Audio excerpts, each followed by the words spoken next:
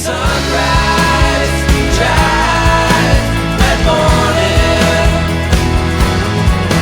The smokestacks, old hats, still learning.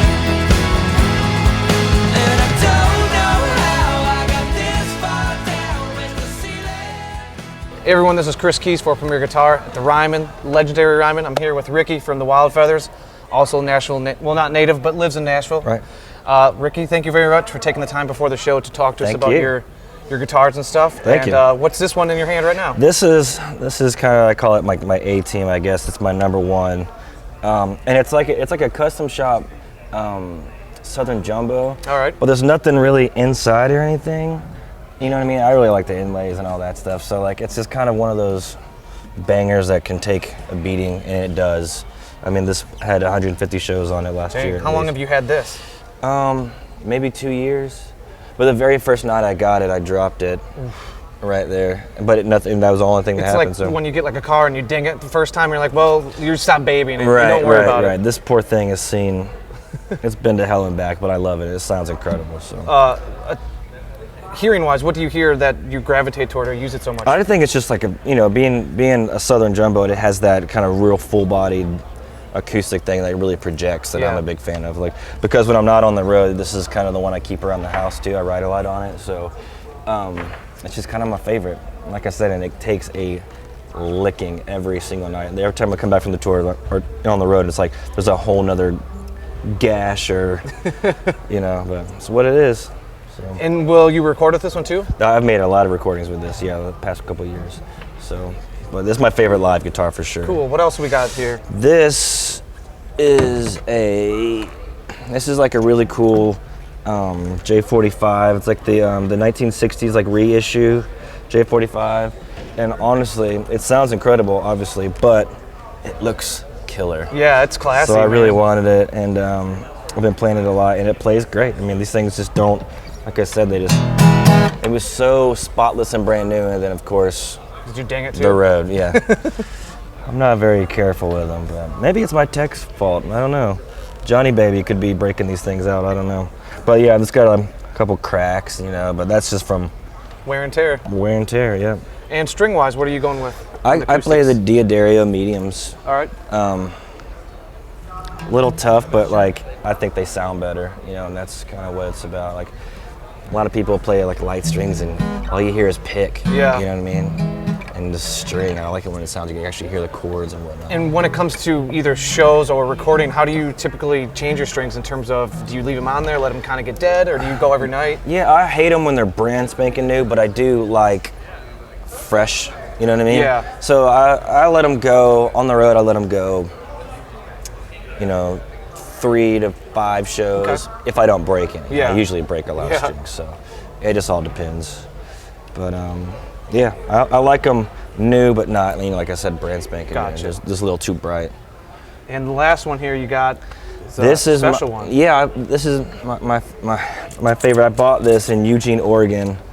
It's like an early to mid 90s Martin D28 12-string that I found in a guitar store in Eugene, Oregon. We were on tour with Ryan Bingham, and they were all telling us about this guitar shop, so we headed down there, and I picked this up, and I was like, God dang it. I just knew I had to buy it, so, and I did. So. Do you remember what shop it was? Hey, Taylor, what shop did we get this at in Eugene that you bought that at Princeton? I think it's like McKinsey River Music in Eugene. Shout out to McKinsey River. Yeah, but I bought it. I actually had the cash on me somehow. So I burning a hole in your pocket? Yeah, I was like, well, I better buy this now before I buy something else stupid, It's a good investment. Yeah, I love it, man. What songs are you playing the 12 on? We're just going to play one song on this tonight, and it's called Goodbye Song off the new record. Cool. Yeah. And what are you playing through your amp? I know that you don't have many effects or anything, but no, I got amplifying these guys. This is actually Taylor's. It's like a little Fishman acoustic, like loud box or whatever. And I don't really use it for anything except for on bigger stages. I like to kind of, when I come back, if I don't have monitors back here, I like to have it, or I can hear it back here too.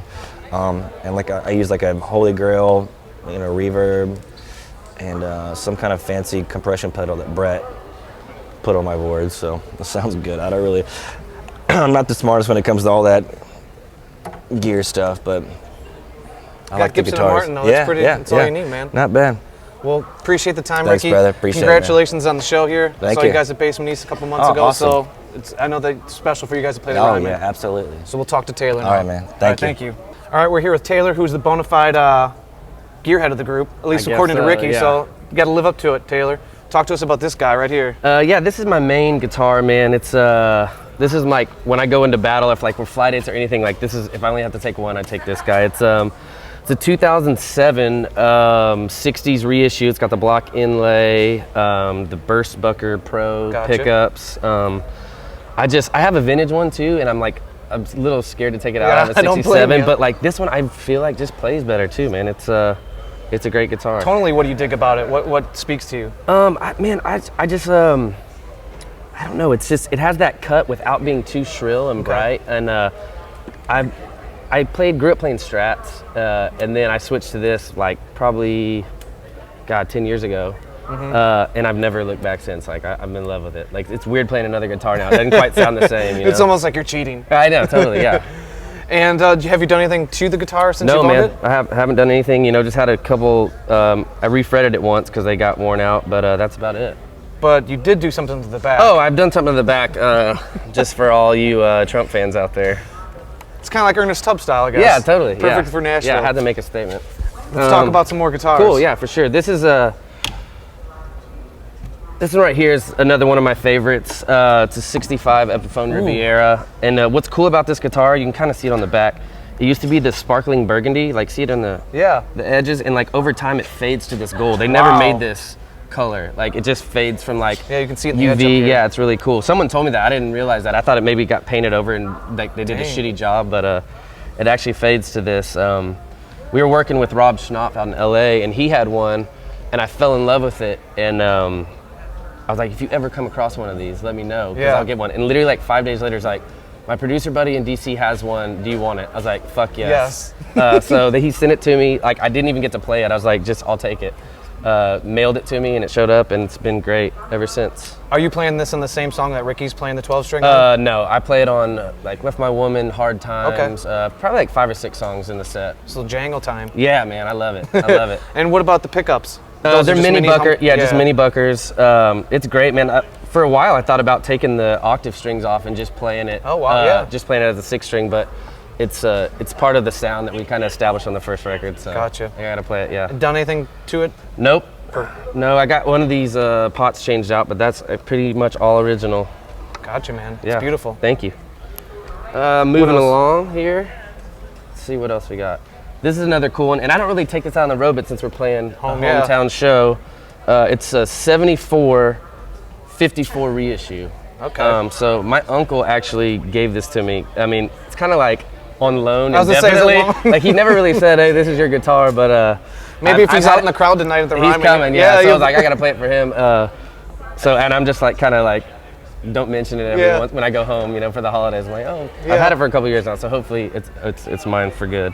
But yeah, this is just a great guitar. I think the only thing that's different, they normally come with black knobs. Yep. And I actually like the gold. I didn't change them out. It came like that when I got it. But it's a great guitar, man. You can't beat a Les Paul. And I play this in open G actually.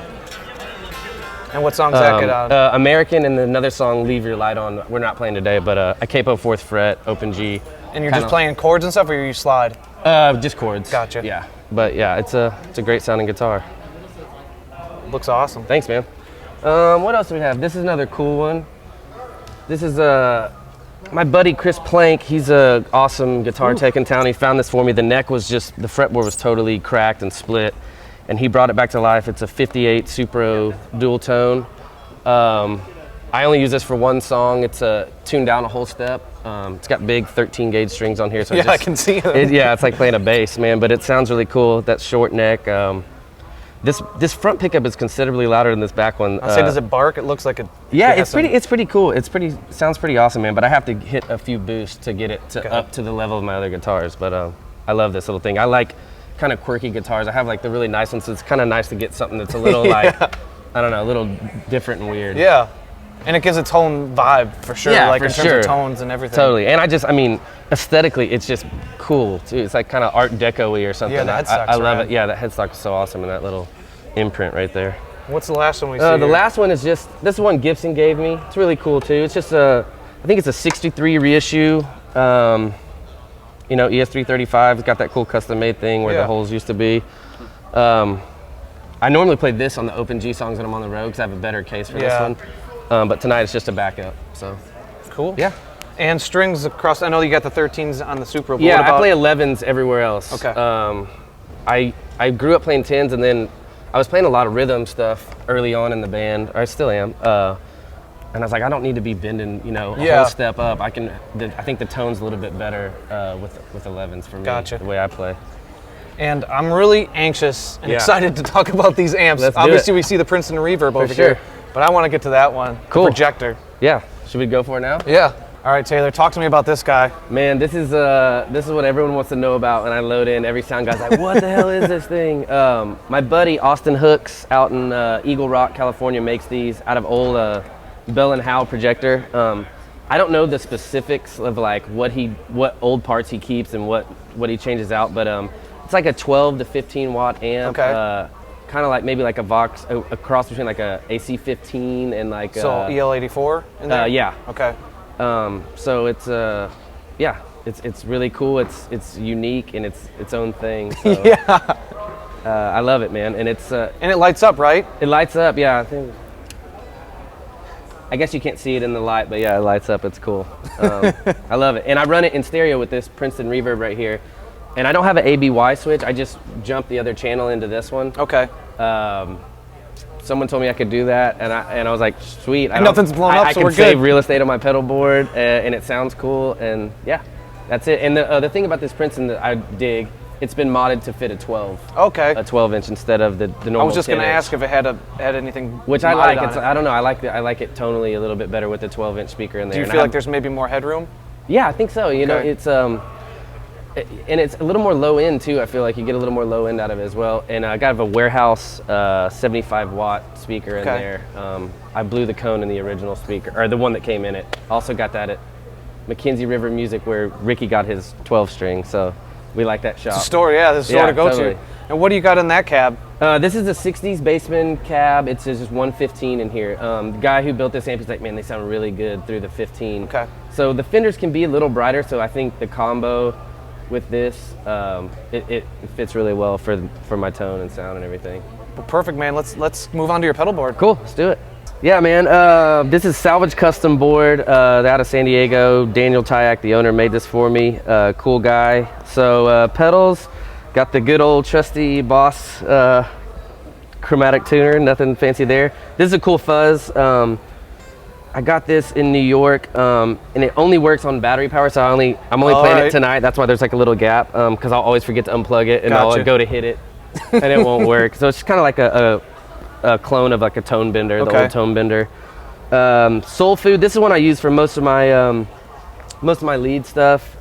I just like the way it sounds. We were talking off camera, like it's pretty much like a Klon Centaur, but for like a tenth of the cost, so or maybe like 20 of them. 100th of the cost. Yeah, and I can't tell the difference live, and like I was saying, if anyone says they can tell the difference, I think they're lying live. Maybe in a studio setting, it would be different.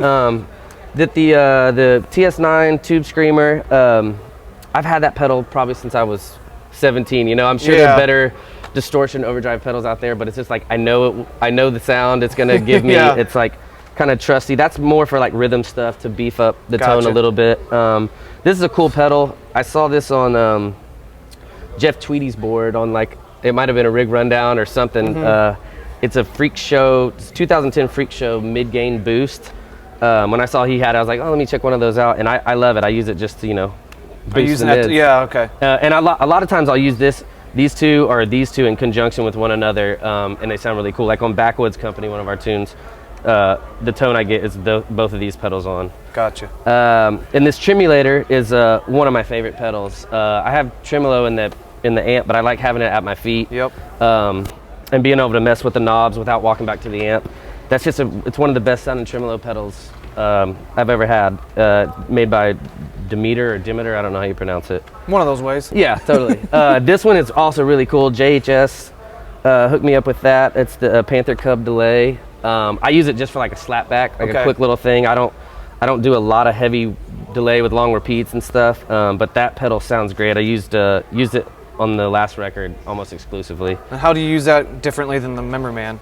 The Memory Man, I just go for this one song that's really like washy, like kind of warbly kind of like sound. A chorus. Yeah, almost like a chorus, and it's like longer delays. That's like the only thing. So I only use that one pedal for that one song. What song's that? It's Don't Ask Me to Change. It's the intro to Don't Ask Me to Change. Okay. And like I'm not a huge pedal dude. Like I like to keep it simple, like simplify everything. Like when I get more than like 4 knobs, I start getting like anxiety. So that's why most of these are pretty simple. And then just the Boss reverb pedal, you know, it's modeled after old Reverb Tank.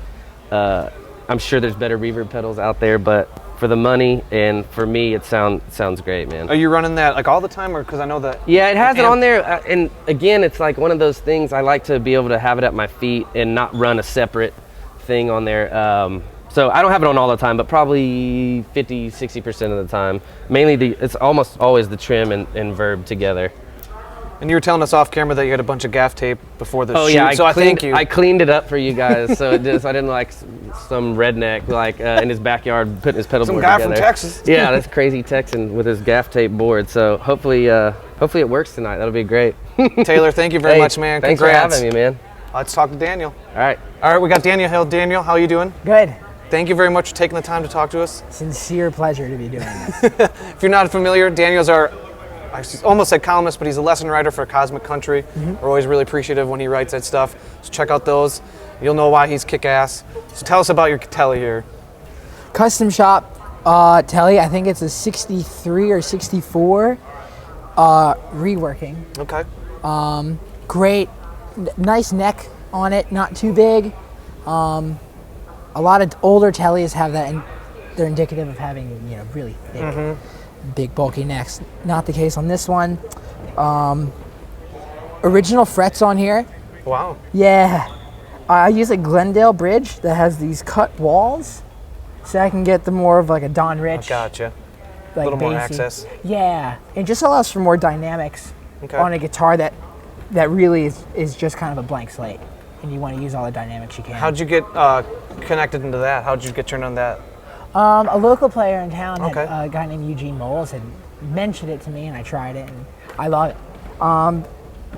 Emerson saddles, Okay. What do you dig about those? they're just cool. I don't ever have to replace them, and the intonation is pretty consistent.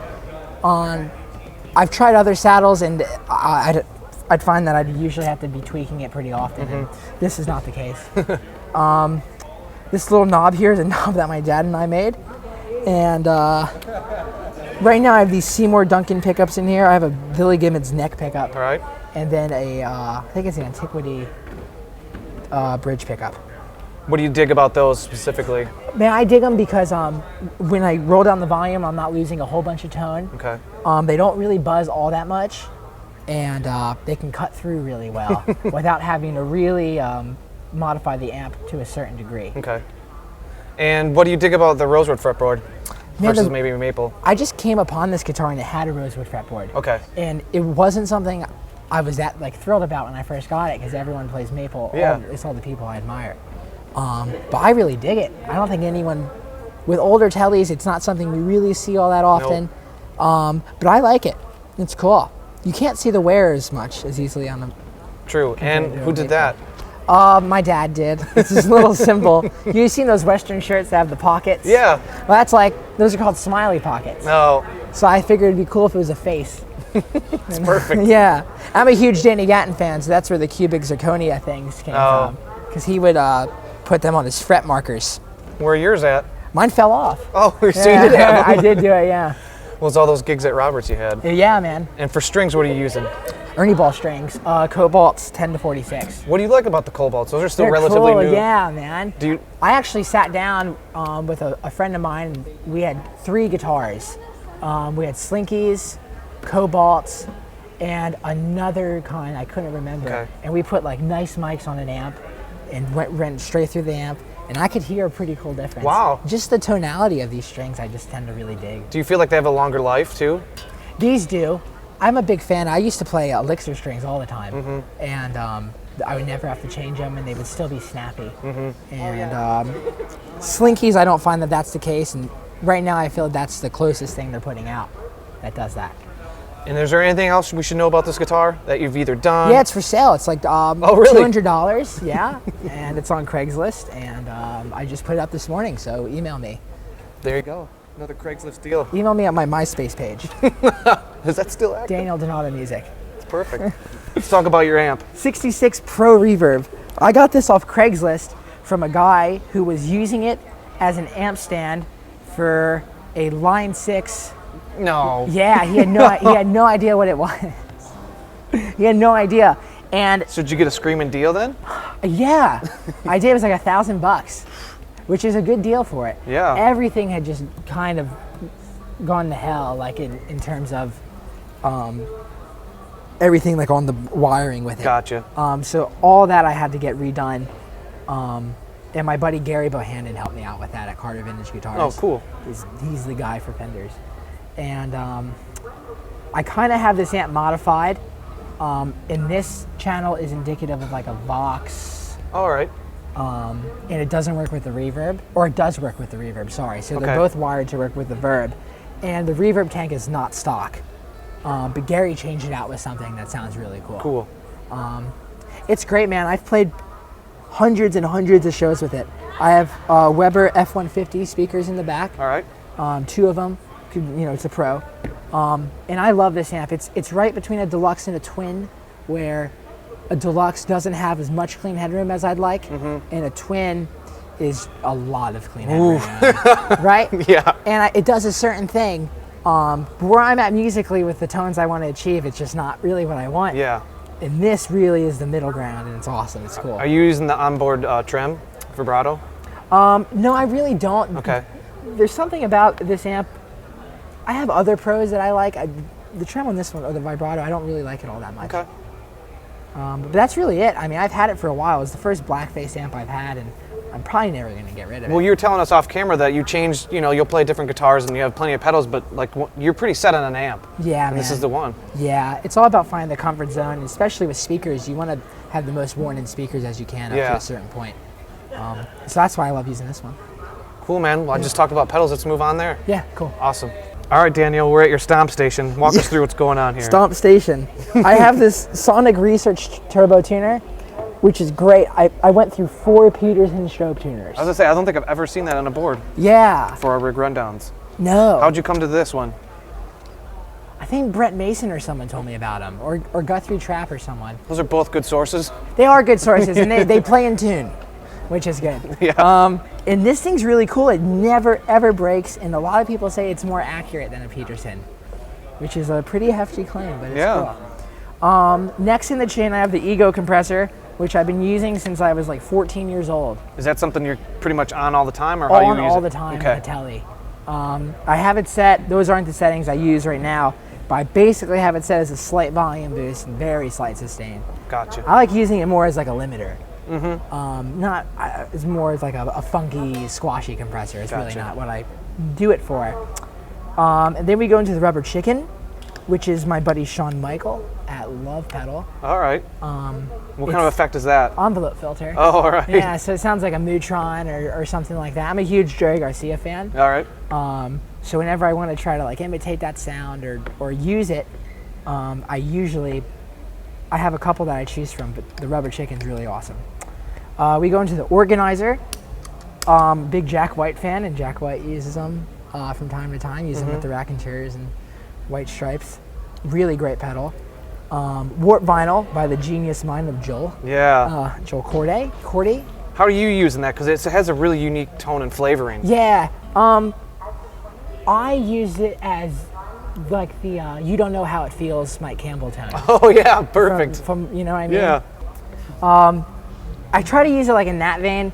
I'm not really like so advanced, and I don't really dive into using all like the ramping or.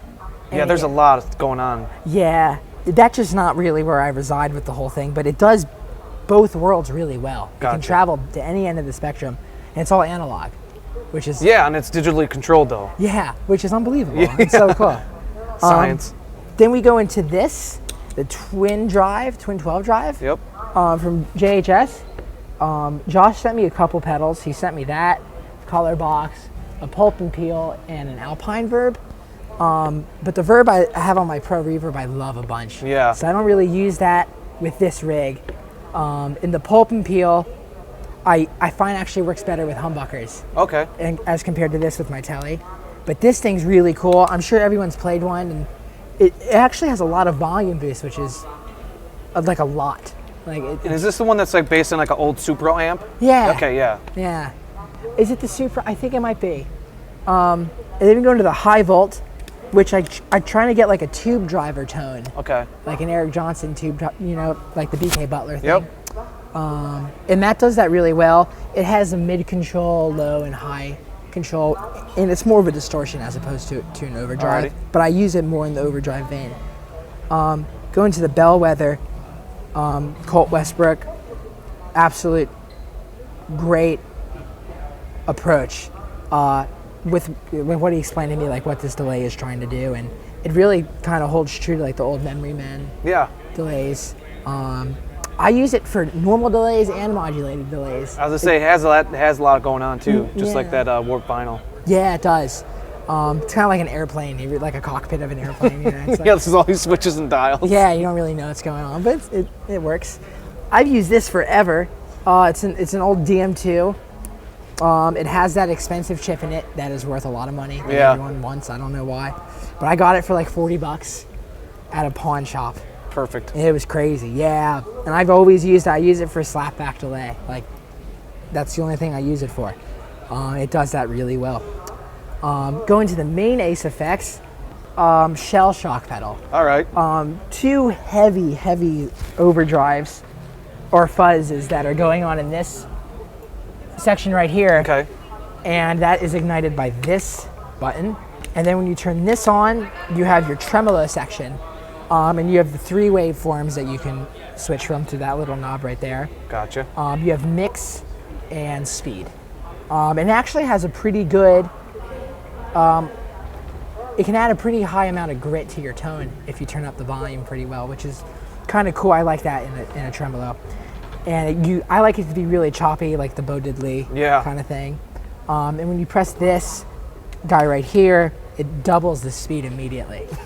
And it's a really wacky sound. I bet. Are you able to stack the effects where the drive or the fuzz is affecting the tremolo, or no? Mm-hmm. Okay. Yeah, and that's something I don't really venture into with live settings a lot. Yeah, I imagine not. But that was actually something recently I had the idea of trying to get down with, and it's a cool tone once you achieve it. And another thing that's always on, along with this and the DM2 usually with like a Tele sound, is the color box with the Lundahl transformers that are in there.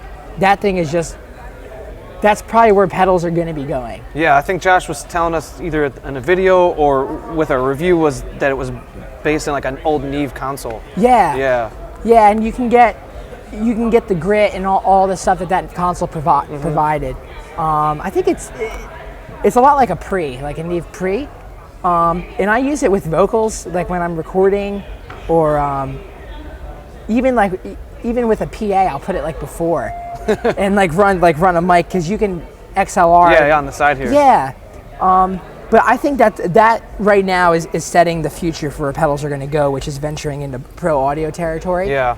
Which is something I'm excited to see develop, and I'm just glad I have it. It's my favorite pedal. Dang. Yeah. Well, Daniel, I appreciate the time. Thank you. Thank you very much. Yes. Let's move Thank on to the you. next guy. All right, last but not least, Joel the bassist. Joel, how you doing? I'm doing great, man. Thank you for Doing taking the good. time. I know you guys got sound check coming up soon, so talk to us about your basses here. All right, man. This bass is like the lifeblood of the entire band.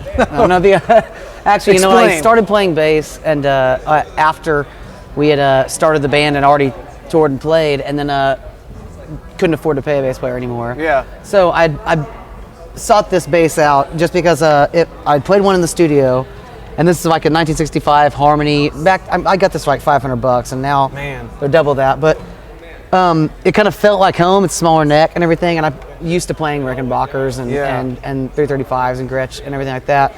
But so I wanted something like this, and it's like the unique. It's got like the McCartney thump, which is my favorite bass player. And it's I crunched the entire end. This is barely in there. This has got a washer that's barely hanging on. Hanging on by a thread. And none of these knobs, like I had to put random knobs on there and everything. This, I mean, it's like a barely holding together. And then we got enough money to where I bought like a more like actual nice pristine vintage one, 1963, and it doesn't sound half as good. It sounds like I don't know. Look at all the this mojo one, that's going on with this. I know. I had to stuff it full of foam because I got feedback the first night I got it and tried to play it, and it's been a battle. But every time I try to do anything else or play anything else, it just doesn't feel like this is. Are you recording with this one too then? Yep, I recorded like every song on the record, every song on the last record was recorded with this. Gotcha. Every song except for like the ceiling I played guitar on, our producer played bass, and like a couple of the songs on the first record I played guitar and lead on. And so our producer will play bass, and he takes a certain type of person to wield this thing because the intonation is not great, the neck's a little funky. Did you, is the pickup to your knowledge original? Yeah, just I don't know what exactly the name of them, but everybody calls them foil pickups, or tin foil pickups or whatever. And yeah, pickups totally original, and it's got that thump. I really love it. And also, I love just having one pickup, so I don't have to, Yeah, there's no switching. If it doesn't work, then I know it's wrong. Yeah. Just that. But and show us the tuner because that's. And this tuner, this is a Diodario. They'll be happy. Phil will be real happy for me plugging this. Diodario, these are the best tuners on the market right here. And I've busted enough Boss. Because you don't have any Stomp tuner, or you don't boxes. have no pedal board, so you got to slap that on there. I know, and I just keep getting lazier and lazier. So, and then the Aguilar tone hammer, which is just another thing that Jay Joyce in the studio, we're playing amazing vintage amps and vintage everything else. I was like, man, why are you running this? Why are you running a pedal? What do you need that for? Yeah. And he's like, man, you could just really shape it up, especially if we're playing some random gig like a South by Southwest or something like that, and you're playing through some crazy rig, you don't know what it is, you can kind of like It gets close. but yeah, so like a lot of times if we're just doing something small, I won't even use it that even. But what about with the Hofner here? the Hofner, I just got this, and I got it for the last tour, and I got it because I was gonna sell my other 63 H22, but then buy one of these, and I found the red one. They only made them a couple of years, or I think only maybe 1 year, in 2001 or something. And it's the one with the block down the middle, and it's a little bit different, and it's not that much money, but I thought it looked awesome, and it had a little bit different sound than this. Yeah. And thicker, more sustained, and but then I went and saw the other day. We got to go see Mudcrutch. Oh yeah. And Petty's playing bass, and I'll be damned if Petty's not playing the club bass. So I feel like that'll be like, You're cool I by totally association. bought it before I saw him play it. I swear to God, I bought this thing before I saw him. But so I play it every now and then just to switch it. So is it a backup, or is there songs that you will It's a pick up? backup. Okay. It's a backup. I've only had it. I bought it like a day before the last tour. Okay. And everything. So I played it a couple gigs when I was really worried about this one. Sometimes it'll get a little funky, but just the pods and this coil tap thing. I don't know what that does. It's kind of like an old car. It gets finicky. It is. It plays me. Yeah. What about your amp? Amp. This. Well, hell. SVT, can't go wrong with this. It's the classic. I just made sure that I bought one that was made in America. The made in the USA one. Yep. And I think it's like a 99, 2000, something like that. But then the cab is like a 70s cab, and it's about twice as heavy as any other SVT cab. I don't know what it is about the year. It's like before they had any of the controls in the back. It just has the one plug. It says SVT, one plug in. And I didn't buy this from Orange. I bought it totally online, but it broke and it wasn't working. And I called them up, and their customer service was just amazing. They totally rebuilt it for me, and every now and then I'll use it for my main amp. But today I'm using that to power the 15, and then this one for the 810. And I'm a big fan of it. Tonally, what do you hear between the two in terms of like what's filling where? What's nice about this one has a couple tube preamps in it, which is so like the gain sounds pretty good. Yeah. And it's funny, is like our front of house guy is like, man, he can't believe that it sounds so good because it's not just a big beefy tube amp, But yeah, it actually surprisingly sounds similar. Like we said, the controls are exactly the same. Yeah. But it says like it's with that solid state type thing. I don't have any experience with coming from playing guitar and everything. That the power is solid state, and this preamp that's the two tubes in it. I don't know. It sounds pretty good to me. You know, like sometimes when I have to like climb like 2 flights of stairs or something like that, I opt for this more so. But yeah, I think it surprised everybody because everybody's like, oh, you know, just get some solid state thing for a backup, and then I'm like, holy shit, that sounds great. You know? I don't know if I can say shit. You did, and it's all right. On that note, Joel, thank you again. Dude, thanks a Appreciate lot, it. man. Congrats on the show. The Ryman, it's awesome for you guys. Premier Guitar, Rick Rundown, Chris Keys. Catch you next time. Don't forget to sign up for PG Perks, your all-access pass to exclusive gear giveaways and discounts on PremierGuitar.com.